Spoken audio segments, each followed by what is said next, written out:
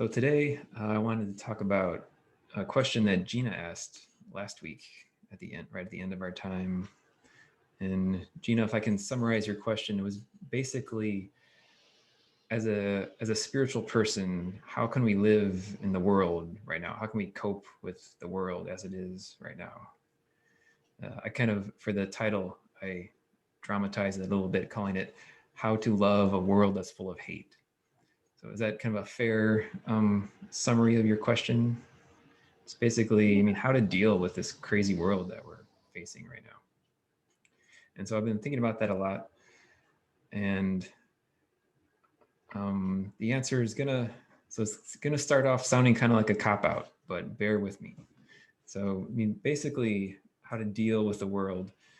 It starts by loving yourself, right? This is something we've been talking a lot about recently, because when we can fully examine ourselves and face ourselves and love ourselves with all our flaws, all our faults, when we can love the totality of ourselves, then we can feel at peace in the world. So if we can connect with our own hearts and feel our connection to our hearts, and through that feel our place in the world and feel the love that's all around us, when we're living in a secure place like that, then we're less affected by all of the ups and downs and fluctuations and all of the cycles of negativity and positivity that are in the world.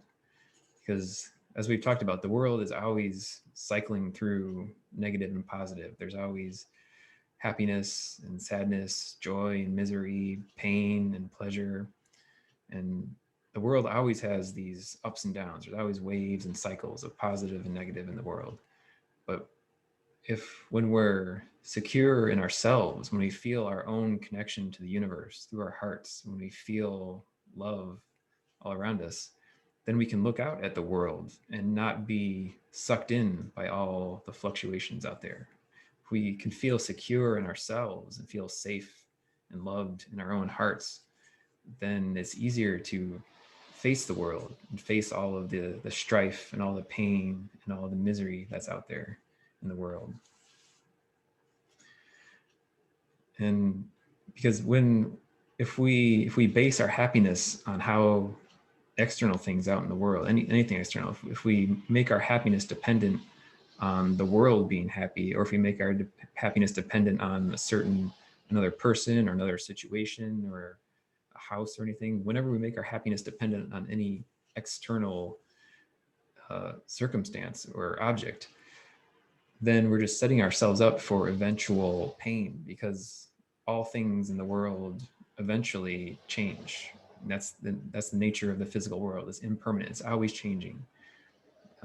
Whenever things are going bad, they're going to change at some point and get better. Whenever things are going good, they're going to change and get worse at some point. That's just the nature of the world. That's one of the core tenets of Buddhism, right? That making our happiness dependent on the external world is just setting ourselves up for misery, because the external world is always changing. But so when we can feel that love in ourselves and feel our connection to the universe through ourselves, then we can deal with the ever-changing nature of the physical world. We can feel secure in that. And more specifically, when we face ourselves and face all of ourselves, even the shadow parts, or even our perceived faults, or perceived imperfections, the things that we're not proud of ourselves, things that we're ashamed of, if we can face those and accept those for ourselves, if we can accept that we're doing our best, right? Each of us, in any moment, we're doing the best that we're capable of, given of how we were raised, our intrinsic personality. We're always doing our best that we can to cope with the world. And if we can understand that about ourselves and accept that about ourselves, naturally we start to see that everyone else is the same, right? We're all just trying to be happy. We're doing the best that we can to figure out how to be happy. And if we're not happy, if we create unhappiness for ourselves, that's the best that we can do in that moment. And the same is true for everyone else out there in the world. Everyone out there is just trying to do the best they can to be happy. And unfortunately, in this world, we're not really given the tools to, we're often not given the tools to really figure out how to make ourselves happy. I mean, because everything we're taught is always dependent on the external world. And we're always taught in our culture that you need to get all these things in the world. You need to get a job and a house and buy stuff. That's the lessons we constantly receive, that our happiness is dependent on things in the external world. And so if when we can accept that we ourselves are doing our best, then we can accept that everyone else out there they're doing their best too. It's just a lot of people have learned really unhealthy lessons for what they think they need to be happy. I mean, a lot of people learn that they need to feel superior about their race or their gender or their culture or ethnic group or socioeconomic class. I mean, that's one lesson that's passed down a lot from parent to child, that trying to find security in thinking that we're superior to some other group, right? So a lot of people are taught these lessons. And if we can realize that they're doing the best that they can, given the lessons they've learned and the experiences they had in life, it helps us to feel a certain amount of compassion for the people that are out there causing lots of pain in the world. So does that make sense? Does that help at all? Or does it just sound like empty words?